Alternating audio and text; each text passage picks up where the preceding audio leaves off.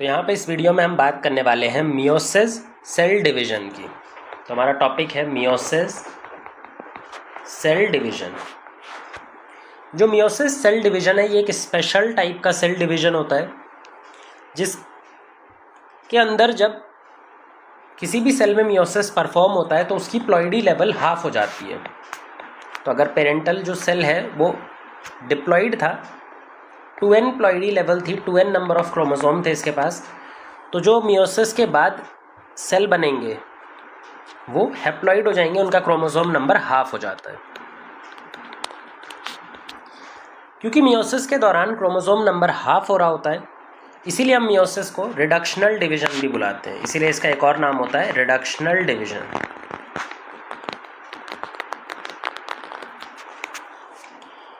जो कि डिफरेंट है माइटोसिस या इक्वेशनल डिवीजन से, जहाँ पर पेरेंटल सेल और डॉटर सेल के बीच में क्रोमोसोम नंबर कांस्टेंट रहता है, चेंज नहीं होता। क्योंकि यहाँ पर क्रोमोसोम नंबर चेंज हो गया, हाफ हो गया, जितना था उसका आधा हो गया, तो ये मियोसिस डिवीजन किसी भी सेल में सिर्फ एक बार ही ऑपरेट कर सकता है। ये जो नया सेल बना है ये दोबारा से मियोसिस डिवीजन शो नहीं कर सकता। तो मियोसिस की ये खास बात होती है कि मियोसिस डिवीज़न किसी भी सेल में सिर्फ एक बार ही ऑपरेट कर सकता है, उसके बाद दोबारा ऑपरेट नहीं करेगा। क्या हर सेल मियोसिस डिवीज़न शो कर सकता है या फिर कुछ स्पेसिफिक सेल के अंदर ही मियोसिस डिवीज़न देखने को मिलता है? तो हमें याद रखना पड़ेगा कि सारे के सारे बॉडी सेल कभी भी मियोसिस नहीं परफॉर्म करते। कुछ स्पेसिफिक टाइप के सेल होते हैं जिनको हम बोलते हैं मियोसाइट्स।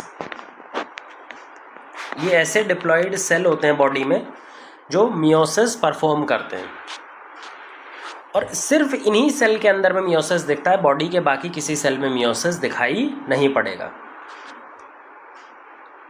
मियोसाइट के अंदर में मियोसिस होता है और हैप्लॉइड स्टेज का क्रिएशन होता है। अब मियोसिस डिवीजन के बाद में कौन से टाइप का सेल बनाता है, उसके बेसिस पे मियोसाइट के भी कई सारे नाम होते हैं। जैसे हम बोल सकते हैं gamete mother cell. Gamete mother cell के अंदर मियोसिस होता है और ये गैमीट प्रोडक्शन करता है।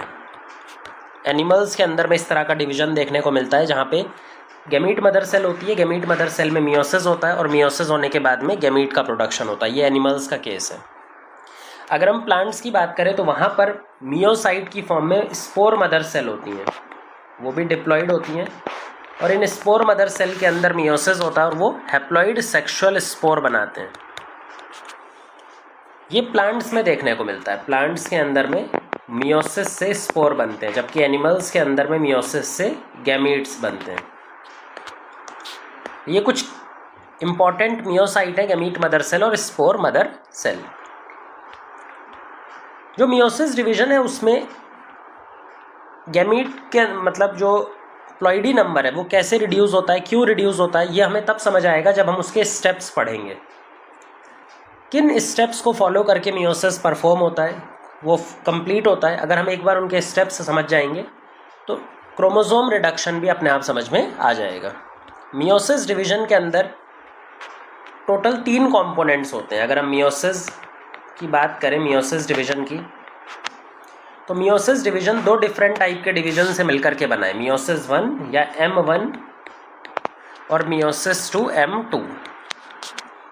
मतलब यहाँ पर एक सेल जब एक बार मियोसिस करने जाएगा तो 2 डिवीज़न फेज़ के थ्रू जाएगा, एक M1 फेज़ और एक M2 फेज़। ये दोनों ही डिवीज़न फेज़ हैं। जबकि इंटरफेज़ इसके पहले हुआ होगा। भाई एम फेज़ से पहले, मियोसिस फेज़ से पहले क्या हुआ होगा सेल साइकिल में? इंटरफेज़। तो यहाँ पे पहले इंटरफेज़ हुआ होगा और इंटरफेज़ के बाद में मियोसिस हुआ होगा। इंटरफेज़ में भी आपको मालूम है G1 फेज़ होता है, G1 के बाद में S फेज़ और G2 फेज़। ये जो इंटरफेज़ है ये कम्प्लीटली सेम होता है माइटोसिस जैसा, इसमें कोई चेंज नहीं है। चेंज सिर्फ डिवीज़न फेज़ मियोसिस फेज़ में आता है। अब ये जो मियोसिस फेज़ है ये 2 डिफरेंट फेज़ में बटा हुआ रहता है, M1 और M2। M1 के दौरान पहले कैरियोकाइनेसिस होगा, न्यूक्लियस का डिवीज़न, और कैरियोकाइनेसिस के बाद में साइटोकाइनेसिस, साइटोप्लाज्म का डिवीज़न। मियोसिस 2 में भी सेम यही होगा, पहले कैरियोकाइनेसिस, न्यूक्लियस का डिवीज़न, और फिर साइटोकाइनेसिस, साइटोप्लाज्म का डिवीजन। तो अगर ध्यान से देखो तो यहाँ पर 2 बार कैरियोकाइनेसिस और 2 बार साइटोकाइनेसिस अलग अलग टाइम पर ऑपरेट करने वाले हैं।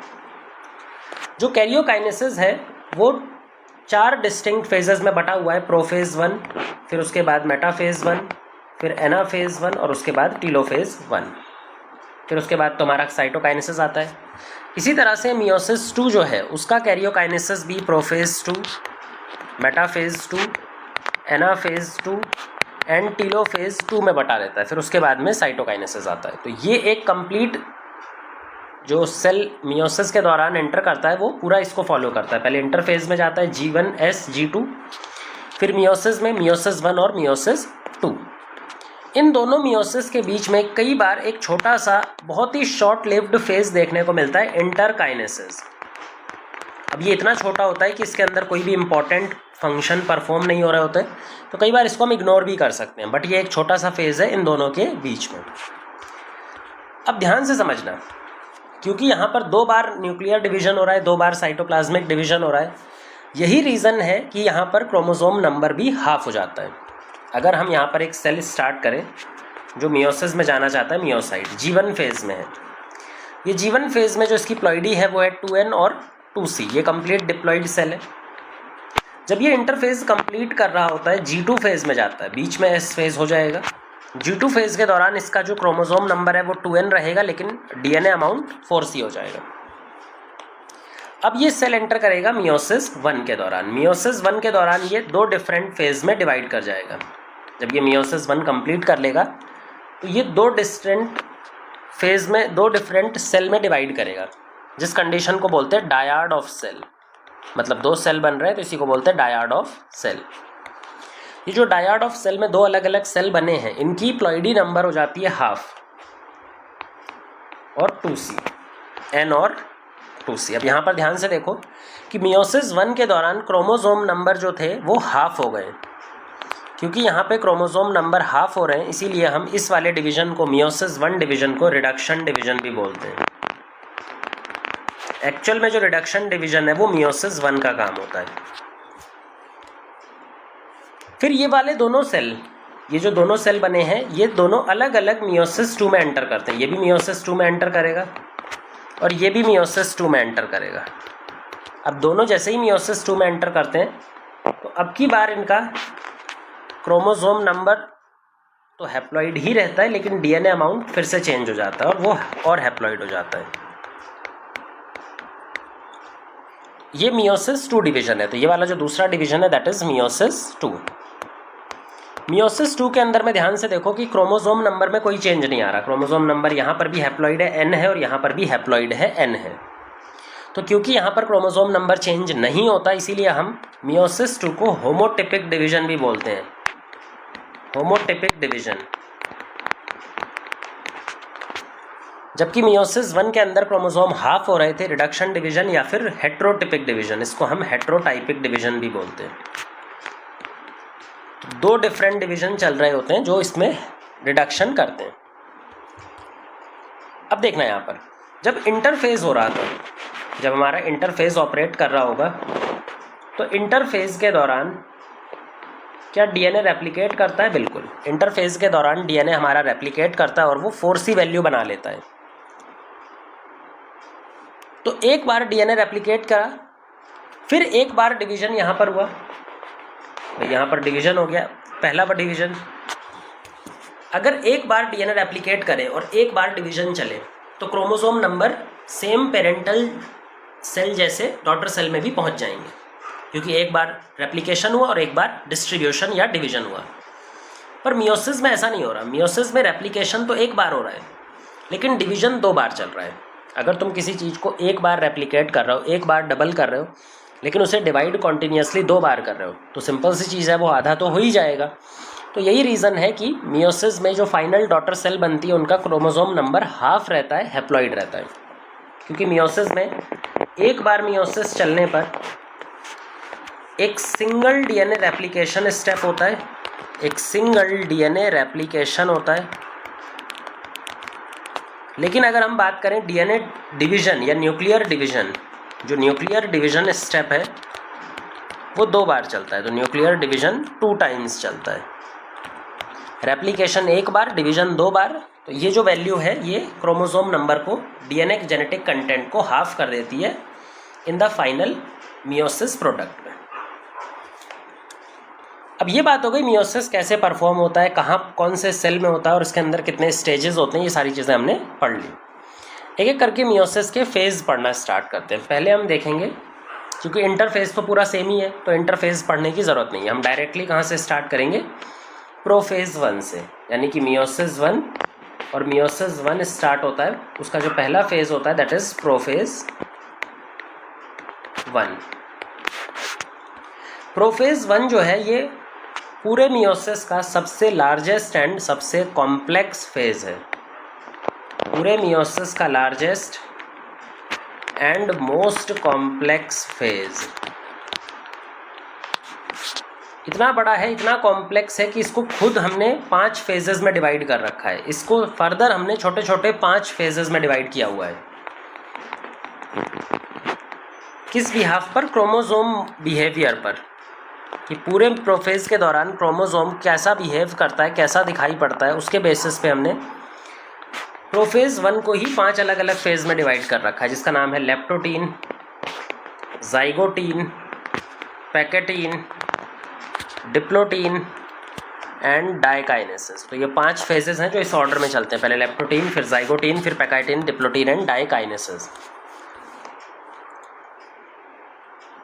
यहाँ से लेकर के यहाँ तक पूरा जो होता है ये प्रोफेज कंप्लीट होता है। जब भी प्रोफेज कंप्लीट होगा तो प्रोफेज के कंप्लीट होने के बाद जो हमारा क्रोमेटिन मटेरियल था लेप्टोटीन में, यानी कि जो क्रोमेटिन मटेरियल धागे की फॉर्म में था, वो यहाँ पर डाइकाइनेसिस आते आते पूरा क्रोमोसोम फॉर्म कर देगा। जैसे हमने क्रोमोसोम माइटोसिस में बनाए थे तो पूरे क्रोमोसोम बनाएंगे थ्रू क्रोमोसोमल कंडेंसेशन। इसके अलावा जो न्यूक्लियर मेम्ब्रेन है, जो एंडोप्लाज्मिक रेटिकुलम है, गोल्जी बॉडी है, वो सब भी डिसइंटीग्रेट हो जाएंगी, डिसॉल्व हो जाएंगी इन डाइकाइनेसिस फेज। लेकिन ये सारा चीज़ कई सारे इंटरमीडिएट स्टेप से होके गुजरेगा, एक बार में नहीं होने वाला। बहुत सारे इंटरमीडिएट स्टेप्स हैं, जाइगोटीन है, पैकेटीन है, डिप्लोटीन है, तो उन सब के बारे में भी स्पेसिफिक फीचर हम पढ़ने वाले हैं। स्टार्ट करते हैं लेप्टोटीन, जो ए फेज है दैट इज लेप्टोटीन। लेप्टोटीन के दौरान क्रोमेटिन कंडेंसेशन जस्ट स्टार्ट होता है। यहाँ पर जो क्रोमेटिन का कंडेंसेशन है वो क्रोमेटिन कंडेंसेशन अभी जस्ट स्टार्ट हुआ है। अब क्रोमेटिन कंडेंसेशन अभी जस्ट स्टार्ट हुआ है तो क्रोमेटिन कैसा दिखाई देगा? क्रोमेटिन जो है वो क्रोमोसोम बनना स्टार्ट तो कर देगा बट बहुत ही फाइन फाइबर की फॉर्म में। जो क्रोमोसोम अभी दिखाई देंगे वो थिनेस्ट फॉर्म में दिखाई पड़ेंगे, बहुत ही पतले फाइबर की फॉर्म में दिखाई पड़ेंगे। तो कुछ इस तरह के क्रोमोसोम अभी हमें मिलेंगे। ये जो क्रोमोसोम है ये बहुत ही पतले पतले फाइबर्स की फॉर्म में, ये दीज आर क्रोमोसोम।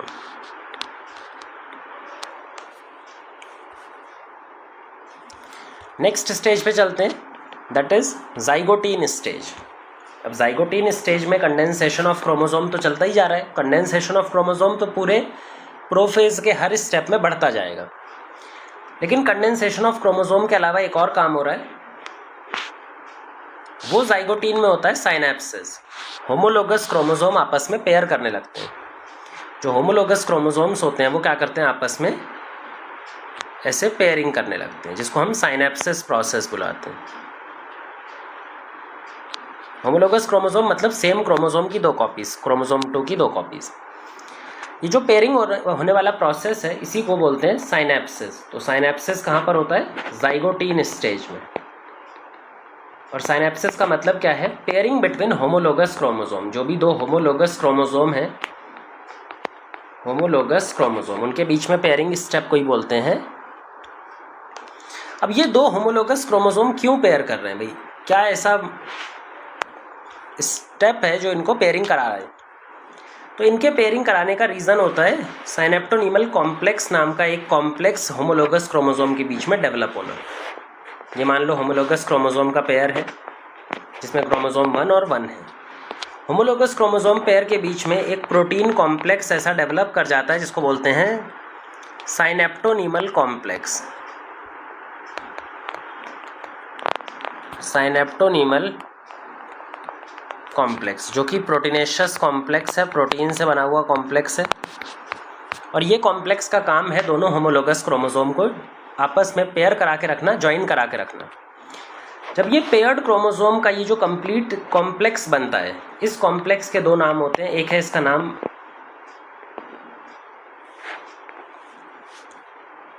बाइवेलेंट।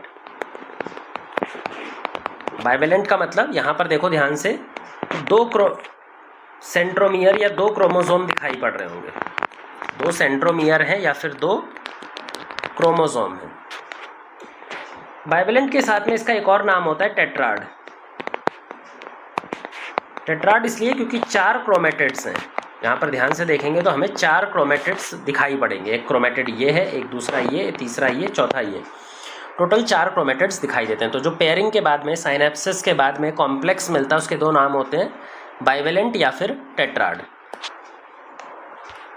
ये भी ध्यान रखने वाली बात है कि जो टेट्राड है वो बन तो भले से जाइगोटीन में गया है, पर क्योंकि क्रोमोसोमल कंडेंसेशन अभी प्रॉपरली नहीं हो पाया है, तो दोनों क्रोमेटिड्स अभी अलग अलग दिखाई नहीं पड़ेंगे। टेट्राड जो है वो प्रॉपर विजुअलाइजेशन इस स्टेज में नहीं हो पाता, तो यहाँ पर प्रॉपरली विजिबिलिटी टेट्राड आपको नहीं दिखाई देगा।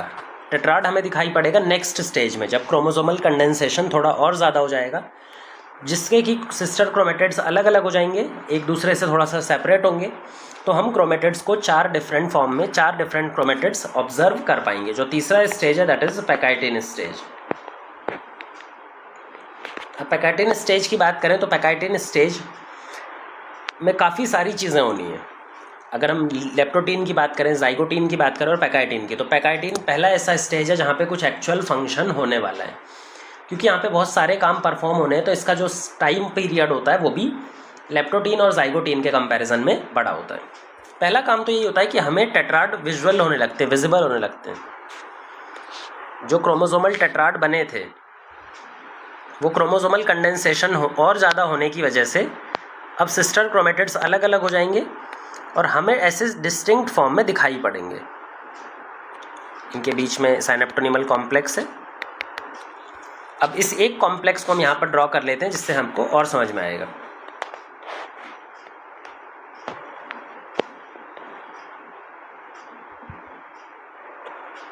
ठीक, ये थोड़ा सा अजीब बन गया है और इनके बीच में क्या प्रेजेंट है, साइनेप्टोनीमल कॉम्प्लेक्स। ये अब यहाँ पर देखो, क्या ये 4 क्रोमेटिड्स टोटल अब अलग अलग दिखाई दे रहे हैं, क्योंकि क्रोमोसोमल कंडेंसेशन जाइगोटीन के कंपैरिजन में ज़्यादा हो चुका है, तो क्रोमेटिड्स अब अलग अलग दिखाई देंगे। तो इस स्टेज पे हमें टेट्राड विजिबल हो जाएगा। टेट्राड बना तो जाइगोटीन में था, अगर टेट्राड को विजिबल करना हो, विजुलाइज करना हो, तो टेट्राड ज़्यादा अच्छे से विजुलाइज किया जाता है पैकाइटिन स्टेज में। पैकाइटिन स्टेज के अंदर एक और काम होता है,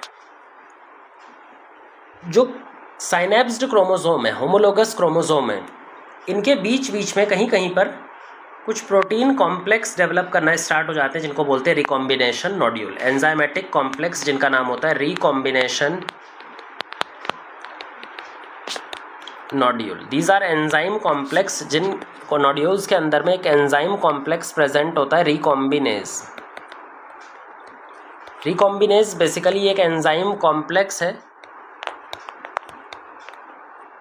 और इस एंजाइम कॉम्प्लेक्स का काम होता है नॉन सिस्टर क्रोमेटाइड्स, जो हमारे अलग अलग क्रोमोसोम के ऊपर, होमोलोगस क्रोमोसोम की नॉन सिस्टर क्रोमेटाइड्स जो हैं, जैसे 1 और 4 हो गया या 2 या 3 हो गया है, इसकी तरह नॉन सिस्टर क्रोमेटाइड्स के बीच में क्रोमोसोमल सेगमेंट को एक्सचेंज करना। इस वाले सेगमेंट को काट के यहाँ डाल देना, इस वाले सेगमेंट को काट के यहाँ डाल देना, तो यहाँ पर एक्सचेंज हो जाता है chromosomal segment with the help of enzyme recombinase.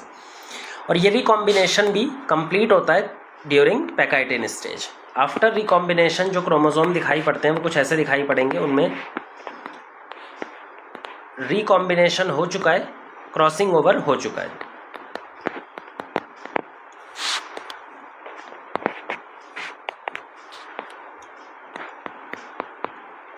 तो यहाँ पे क्रॉसिंग ओवर हो गया। क्रॉसिंग ओवर यानी जो क्रोमोसोमल सेगमेंट है वो एक्सचेंज हो गए और इसकी वजह से जो फाइनली क्रोमोसोमल सेगमेंट थे वो रिकम्बाइन हो जाते हैं और इसी स्टेप को बोलते हैं रिकॉम्बिनेशन।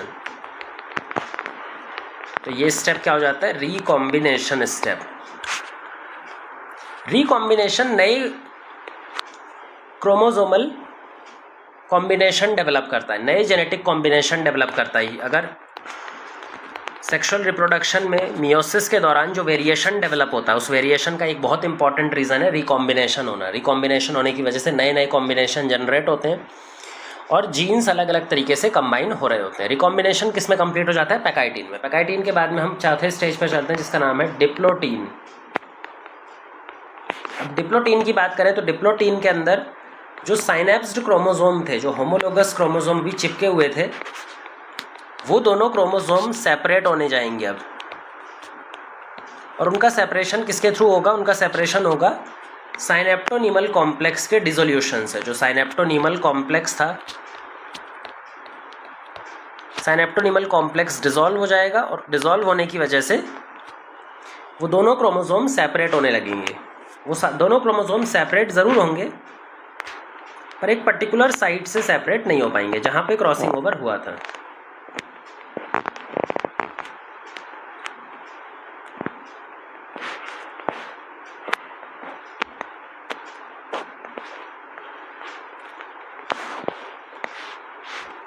तो यहाँ पे क्या होगा? क्रोमोसोमल सेगमेंट्स जो है वो सेपरेट होना स्टार्ट कर देंगे। वो हर जगह से सेपरेट हो जाएंगे लेकिन एक जगह से सेपरेट नहीं होंगे जहाँ पे क्रॉसिंग ओवर हुए थे। अब जहाँ क्रॉसिंग ओवर हुए थे वहाँ पे हमें कुछ इस तरह के एक्स शेप स्ट्रक्चर दिखाई देने लगेंगे। कुछ इस तरह के एक्स शेप स्ट्रक्चर दिखाई देने लगेंगे और ये एक्स शेप स्ट्रक्चर को क्या बुलाया जाता है? काइज़माटा। तो इन्हीं एक्स शेप स्ट्रक्चर का नाम होता है काइज़माटा। काइज़माटा उन जगहों को रिप्रेजेंट करता है जहाँ पे क्रॉसिंग ओवर हुआ है। तो जहाँ पर भी क्रॉसिंग ओवर होता है वहाँ पर काइज़माटा एक एक्स शेप स्ट्रक्चर डेवलप करता है। और वो एक्स शेप स्ट्रक्चर का रीज़न क्या है? क्योंकि क्रोमोसोम हर जगह से तो अलग हो गए लेकिन जहाँ क्रॉसिंग ओवर हुआ था वहाँ से अलग नहीं हो पाए। ये जो डिप्लोटीन स्टेज है इसका टाइम पीरियड बहुत वेरिएबल हो सकता है। कई बार कुछ oocytes के अंदर में जो एग सेल होते हैं, एग सेल की जो मदर सेल होती हैं, उस oocyte में वो कई सालों तक या कई महीनों तक इसी फेज़ में अरेस्टेड फॉर्म में रह सकती हैं। जैसे अगर ह्यूमंस की बात करें तो ह्यूमन फीमेल्स के अंदर बहुत सारे oocyte होते हैं बट वो oocyte एक्टिव नहीं होते हैं। वो डिप्लोटीन स्टेज में अरेस्टेड रहते हैं। कब तक? एम्ब्रियो स्टेज से लेकर प्यूबर्टी तक। और प्यूबर्टी में जाने के बाद में हर महीने एक एक oocyte अपने अरेस्ट फेज से निकलता है और डेवलप होकर कंप्लीट करता है मियोसिस डिवीजन। तो जो डिप्लोटीन स्टेज है वो बहुत लंबा हो सकता है और बहुत वेरिएबल टाइम तक भी चल सकता है। लास्ट फेज होता है प्रोफेज 1 का डाइकाइनेसिस। डाइकाइनेसिस के अंदर में जो काइज़माटा है वो डिसॉल्व हो जाते हैं, काइज़माटा ख़त्म हो जाते हैं, उनका टर्मिनलाइजेशन हो जाता है। वो एंड हो जाते हैं, एंड पर जाते हैं और अलग हो जाते हैं। तो जो क्रोमोसोम अभी चिपके हुए थे काइज़माटा साइट पे वो भी अलग अलग हो जाएंगे। इसको बोलते हैं टर्मिनलाइजेशन ऑफ काइज़माटा। काइज़माटा ख़त्म हो जाता है, जो पेयर्ड होमोलोगस क्रोमोसोम थे वो अलग अलग हो जाते हैं। क्रोमोसोम अलग होने के साथ में और भी चीज़ें होती है। क्रोमोसोमल कंडेंसेशन यहाँ पे कंप्लीट हो चुका है। जैसे क्रोमोसोमल कंडेंसेशन पूरा का पूरा प्रोफेज फेज में चल ही रहा था, तो वो डाइकाइनेसिस में आके अब कंप्लीट हो जाएगा। क्रोमोसोमल कंडेंसेशन कंप्लीट होने के साथ में जो न्यूक्लियर एनवलप था, जो न्यूक्लियर मेम्ब्रेन थी, वो डिसॉल्व हो जाती है। जो न्यूक्लियोलस था वो डिसॉल्व हो जाता है। जो ईआर, गोल्जी, ये भी डिसॉल्व हो जाते हैं। मतलब जो भी काम प्रोफेज ऑफ मेटाफेज में, जो एंड फेज में हो रहा था ना, वो सारा काम यहाँ पर हो जाता है। डाइकाइनेसिस के तुरंत बाद स्टार्ट होना है मेटाफेज 1। तो प्रोफेज 1 खत्म हो गया और इसका स्टार्ट होगा मेटाफेज 1। इसलिए कई बार हम डाइकाइनेसिस को ट्रांजिशन टू मेटाफेज स्टेज भी बुलाते हैं कि ये मेटाफेज की तरफ सेल को आगे लेकर के जाने का काम कर रहा है। तो यहाँ पे हम बात करने वाले हैं प्रोफेज 1 के बाद जो फेज आता है, दैट इज मेटाफेज 1। तो सेकेंड फेज है हमारे मियोसिस 1 का, मेटाफेज 1। मेटाफेज 1 के दौरान सारे के सारे जो क्रोमोसोम हैं, जो पूरी तरह से कंडेंसेशन उनका कंप्लीट हो चुका था डाइकाइनेसिस फेज में, वो सारे क्रोमोसोम स्पिंडल फाइबर से जुड़ जाते हैं और स्पिंडल फाइबर से जुड़ने की वजह से उनका अरेंजमेंट इक्वेटोरियल प्लेन पर हो जाता है। जैसा मेटाफेज माइटोसिस में हुआ था, सारे के सारे क्रोमोसोम आकर के इक्वेटोरियल प्लेन पे अलाइन हो गए थे, वैसे ही मेटाफेज 1 में भी सारे क्रोमोसोम इक्वेटोरियल प्लेन पे अलाइन हो जाते हैं। फ़र्क सिर्फ इतना होता है कि मेटाफेज 1 में 2 डिफरेंट इक्वेटोरियल प्लेन बनती हैं और उन दोनों पे होमोलोगस कॉपी ऑफ क्रोमोसोम सामने सामने अलाइन होते हैं। कुछ इस तरह से देखते हैं, यहाँ पर एक डायग्राम की फॉर्म में दिखाई पड़ेगा आपको। देखो, ये इक्वेटोरियल प्लेन है, बीच में सेंट्रल लाइन, इस तरफ हमारा एक सेंट्रोसोम है, इस तरफ दूसरा सेंट्रोसोम है, 2 पोल्स रिप्रेजेंट कर रहे हैं। इस इक्वेटोरियल प्लेन पर जो क्रोमोसोम्स हैं वो बाइवेलेंट की फॉर्म में 2 इक्वेटोरियल प्लेन की फॉर्म में, 2 मेटाफिजिक प्लेट की फॉर्म में अलाइन है। ये क्रोमोसोम 1, ये भी क्रोमोसोम 1, तो ये दोनों मिल करके एक बाइवेलेंट का फॉर्मेशन करते हैं, मतलब होमोलोगस क्रोमोसोम पेयर। क्रोमोसोम क्या है यहाँ पर? पेयर की फॉर्म में। ऐसे ही यहाँ पर एक और क्रोमोसोम है, क्रोमोसोम सेकंड, जो हम बता रहे थे, क्रोमोसोम सेकंड, इसका भी होमोलोगस कॉपी इसके सामने प्रेजेंट है। ये भी एक बाइवेलेंट का फॉर्मेशन कर रहा है।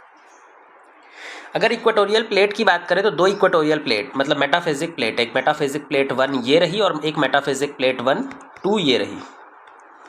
तो यहाँ पर टोटल 2 मेटाफिजिक प्लेट बनती हैं। हर एक बाइवेलेंट का एक क्रोमोसोम जो है उसका काइनेटोकोर प्रोटीन स्पिंडल फाइबर एक पोल से जुड़ा रहेगा और दूसरे वाले का काइनेटोकोर प्रोटीन स्पिंडल फाइबर दूसरे पोल से जुड़ा रहेगा। सेम यहाँ पर भी होगा, इसका ये क्रोमोसोम इस वाले पोल से जुड़ा रहेगा तो ये वाला क्रोमोसोम इस वाले पोल से जुड़ा रहेगा। तो हर एक क्रोमोसोम, ये जो बाइवेलेंट है मेटाफेज 1 में, वो एक पोलर स्पिंडल फाइबर से जुड़ा होता है। ये वाला एक पोलर स्पिंडल फाइबर से जुड़ा है और दूसरा वाला भी एक पोलर स्पिंडल फाइबर से जुड़ा है अपोजिट पोल से। ये जो स्पिंडल फाइबर है, पोलर स्पिंडल फाइबर, ये अपोजिट पोल के थ्रू जुड़ा हुआ है। तो यहाँ पर मेटाफेज 1 में जो क्रोमोसोम है वो बाइवेलेंट्स की फॉर्म में अरेंज होते हैं 2 मेटाफिजिक प्लेट पर। टोटल कितने बाइवेलेंट्स बनते हैं? जितने क्रोमोसोम सेल में पाए जाते हैं उसके आधे। तो अगर कोई डिप्लॉइड सेल है तो उसमें हैप्लॉइड नंबर ऑफ बाइवेलेंट्स बनेंगे।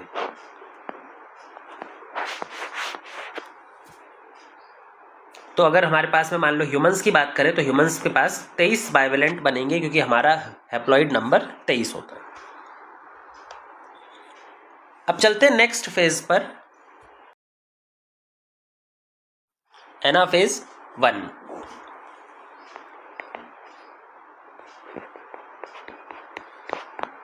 एनाफेज 1 के दौरान जो स्पिंडल फाइबर जुड़े हुए हैं इन क्रोमोसोम से वो छोटे होना स्टार्ट हो जाते हैं। इस पोल वाले स्पिंडल फाइबर भी छोटे होंगे और इस पोल वाले स्पिंडल फाइबर भी छोटे होने स्टार्ट हो जाएंगे। तो दोनों जो पोलर स्पिंडल फाइबर्स हैं वो छोटा होना स्टार्ट हो जाते हैं। छोटे होने की वजह से क्रोमोसोम के ऊपर में जो होमोलोगस क्रोमोसोम है इन पर प्रेशर लगता है और ये दोनों सेपरेट हो जाएंगे। कुछ इस तरह से देखो, यहाँ पर जो होमोलोगस क्रोमोसोम बाइवेलेंट्स की फॉर्म में अरेंज थे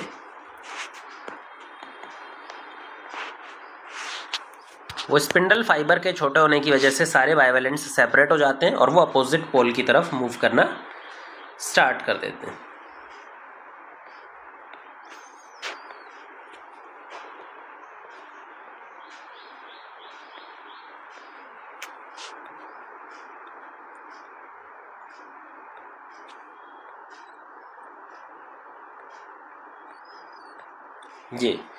ये वाले क्रोमोसोम इस तरफ मूव कर रहे हैं, इस वाले पोल की तरफ, और ये वाले क्रोमोसोम इस वाले पोल की तरफ मूव कर रहे हैं। मतलब यहाँ पर जो इस होमोलोगस क्रोमोसोम्स थे ये दोनों ये सेपरेट हो जाते हैं। होमोलोगस पेयर जो थे वो सेपरेट हो गए। ये काफ़ी डिफरेंट है माइटोसिस वाले एनाफेज से। माइटोसिस वाले एनाफेज में क्या हुआ था कि सेंट्रोमियर स्प्लिट हुआ था और सेंट्रोमियर टूटकर सिस्टर क्रोमेटाइड्स अलग हो रहे थे। मतलब ये जो सिस्टर क्रोमेटाइड्स थे यहाँ पर ये अलग हो रहे थे क्योंकि सेंट्रोमियर स्प्लिट हो रहा था। लेकिन एनाफेज 1 के दौरान सेंट्रोमियर स्प्लिट नहीं होता। जो सेंट्रोमियर होता है वो स्प्लिट नहीं होता। अगर सेंट्रोमियर स्प्लिट होगा ही नहीं तो क्या सिस्टर क्रोमेटाइड्स अलग होने वाले? नहीं, सिस्टर क्रोमेटाइड्स भी सेपरेट नहीं होते। वो साथ में ही रहते हैं टुगेदर। सिर्फ होमोलोगस क्रोमोसोम सेपरेट हो जाते हैं, एक इस तरफ और एक इस तरफ चला जाता है। अगर ना तो सेंट्रोमियर स्प्लिटिंग हो रही है ना सिस्टर क्रोमेटाइड्स अलग हो रहे हैं, तो क्रोमोसोम नंबर में भी कोई फ़र्क नहीं आएगा। अभी तक जो क्रोमोसोम नंबर चल रहा था मेटाफेज तक 2n4c, सेम नंबर यहाँ पर भी चलेगा 2n4c। जैसा हमने एनाफेज में देखा होगा माइटोसिस वाले उसमें कि क्रोमोसोम नंबर डबल हो जाता है, क्योंकि जो सेंट्रोमियर था वो टूट रहा था, क्रोमोसोम का नंबर डबल हो रहा था। लेकिन यहाँ पर क्रोमोसोम का नंबर सेम रहेगा, चेंज नहीं होगा। तो ये अलग बात होती है और इसमें सेंट्रोमियर स्प्लिट नहीं होता। फिर आते हैं चौथे फेज पर, लास्ट फेज जो है कैरियोकाइनेसिस 1 का, टीलोफेज 1। टीलोफेज 1 के दौरान जो क्रोमोसोम अपोजिट पोल पर मूव कर रहे थे होमोलोगस पेयर, वो वहाँ पे पहुँच जाते हैं। ये क्रोमोसोम 1 मान लो और ये क्रोमोसोम 2। इसी तरह से एक एक कॉपी यहाँ पर भी आई होगी इस पोल पर, 1 और 2। इन क्रोमोसोम के ऊपर में जो न्यूक्लियर मेम्ब्रेन डेवलप हो जाती है, न्यूक्लियर मेम्ब्रेन के अलावा जो बाकी कंपोनेंट्स थे, गोल्जी, ER, न्यूक्लियर मेम्ब्रेन, ये वापस से रीअपियर हो जाती है। जैसे यहाँ पर क्रोमोसोम आधे आधे बट गए, तो अब यहाँ पर प्लॉइडी क्या हो जाएगी। अगर हम सेल की प्लॉइडी देखें या फिर न्यूक्लियस की प्लॉइडी देखें, तो N and 2C हाफ हो जाएगी। जितना भी क्रोमोसोम यहाँ पर होता है, जितना भी जेनेटिक कंटेंट एनाफेज में होता है, टीलोफेज में दोनों ही आधे हो जाते हैं। क्रोमोसोम नंबर भी आधा होता है और DNA अमाउंट भी आधा होता है। क्रोमोसोम नंबर 2n है तो कितना हो जाएगा n, और DNA कंटेंट 4c है तो कितना हो जाएगा 2c। तो यहाँ पर जो सेल की प्लॉइडी हो जाएगी वो N and 2c हो जाएगी। अब टीलोफेज 1 में सेंट्रोम जो क्रोमोसोम इसके अंदर में न्यूक्लियस के अंदर प्रेजेंट है, वो डीकंडेंस होना स्टार्ट हो जाएंगे। जैसा हमें पता है टीलोफेज ऑफ माइटोसिस में भी डीकंडेंसेशन होना स्टार्ट हुआ था। यहाँ पे डीकंडेंसेशन स्टार्ट तो होगा बट कंप्लीट नहीं होगा। पूरा डीकंडेंसेशन परफॉर्म यहाँ पर नहीं होगा। क्यों? क्योंकि अभी डीकंडेंसेशन पूरा कंप्लीट हो ही नहीं पाएगा कि दूसरा फेज जो मियोसिस 2 फेज है वो स्टार्ट होने वाला है। तो कभी भी टीलोफेज 1 में डीकंडेंसेशन पूरा नहीं होता। जो क्रोमोसोम है वो फुली एक्सटेंडेड क्रोमैटिन का फॉर्मेशन यहाँ पर नहीं करते। फिर इसके बाद में साइटोकाइनेसिस होगा। साइटोकाइनेसिस से 2 सेल बन जाएंगे कुछ इस तरह के, और इस कंडीशन को हम बुलाते हैं डायड ऑफ सेल। यहाँ पर जो क्रोमोसोम्स हैं वो अभी भी अलग अलग फॉर्म्स में दिखाई पड़ जाते हैं। ये छोटा था और ये बड़ा था, क्रोमोसोम 1 और 2। इस कंडीशन को बुलाते हैं डायड ऑफ सेल। 2 सेल है यहाँ पर। मियोसिस 1 के बाद में 2 सेल बनते हैं जिनकी प्लॉइडी हाफ है लेकिन DNA कंटेंट 2C है। प्लॉइडी हाफ है लेकिन DNA कंटेंट 2C है। अब इसके बाद में एंटर करना है मियोसिस 2 में। लेकिन मियोसिस 2 और मियोसिस 1 के बीच में एक छोटा सा फेज आता है इंटरकाइनेसिस, जिसको इग्नोर भी कर सकते, इतना छोटा होता है ये इंटरकाइनेसिस। इस इंटरकाइनेसिस में ना तो सेल DNA रेप्लिकेशन होता है, कुछ भी नहीं होता, सिर्फ और सिर्फ सेंट्रियोल डुप्लीकेशन होता है। जो सेंट्रियोल एक हो गया था सेल में, वो सेंट्रियोल डुप्लीकेट हो जाता है और वो फिर से वापस 2 सेंट्रियोल का फॉर्मेशन कर देता है। अब मियोसिस 1 वैसे ही स्टार्ट होगा, पहले कैरियोकाइनेसिस और उसके बाद में साइटोकाइनेसिस। कैरियोकाइनेसिस में प्रोफेज 2 यहाँ पे स्टार्ट होगा। ये भी ध्यान रखेंगे कि जो मियोसिस 2 होगा ना, वो पूरा माइटोसिस जैसा है, 100% माइटोसिस जैसा मैच करता है। तो इसके बारे में ज़्यादा नहीं पढ़ना, सिर्फ थोड़ा थोड़ा पढ़ते हुए चलेंगे। प्रोफेज 1 में जो हमारा क्रोमोसोम है वो वापस से क्या हो जाएंगे, कंडेंस हो जाएंगे। तो वो कुछ इस तरह से दिखाई देने लगेंगे। न्यूक्लियर मेम्ब्रेन बाकी सब गायब हो जाएगा, तो सारे क्रोमोसोम बाहर आ जाएंगे। स्पिंडल फाइबर मियोटिक अपरेटस बना देंगे, यहाँ पे स्पिंडल फाइबर बाहर निकलने लगे ये। फिर प्रोफेज 2 के बाद आएगा मेटाफेज 2। मेटाफेज 2 अलग है थोड़ा सा। मेटाफेज 2 में वापस से सारे के सारे क्रोमोसोम सेंटर पे अलाइन हो जाएंगे, इक्वेटोरियल प्लेन पे अलाइन हो जाएंगे। लेकिन इस बार इक्वेटोरियल प्लेन पर एक ही मेटाफेजिक प्लेट बनेगी। यहाँ पर जो मेटाफेजिक प्लेट बनेगी वो सिंगल मेटाफेजिक प्लेट बनेगी ये, और हर एक मेटाफेजिक प्लेट का जो क्रोमोसोम है वो 2 अपोजिट पोल से स्पिंडल फाइबर से जुड़ा रहेगा। देखो ये वाले इधर अपोजिट पोल से और ये इधर अपोजिट पोल से जुड़ा रहेगा। और क्रोमोसोम कितने हैं? Chromosome N and 2C। Next phase आएगा एनाफेज 2। एनाफेज 2 में सेंट्रोमियर स्प्लिट होता है। क्रोमेटिड्स जो स्पिंडल फाइबर है वो छोटा होना स्टार्ट होंगे। स्पिंडल फाइबर जैसे ही छोटे होना स्टार्ट करेंगे तो सेंट्रोमियर जो कि 2 अपोजिट पोल से जुड़ा हुआ है वो स्प्लिट हो जाएगा। वो स्प्लिट होकर के एक सेंट्रोमियर इधर, एक क्रोमोसोम क्रोमेटिड इधर चला जाएगा और एक सिस्टर क्रोमेटिड इधर चला जाएगी। एक सिस्टर क्रोमेटिड इधर और एक सिस्टर क्रोमेटिड इधर। तो एनाफेज 2 में सेंट्रोमियर स्प्लिट होता है और सेंट्रोमियर स्प्लिट करने की वजह से जो सिस्टर क्रोमेटिड्स थी वो सेपरेट भी होती हैं।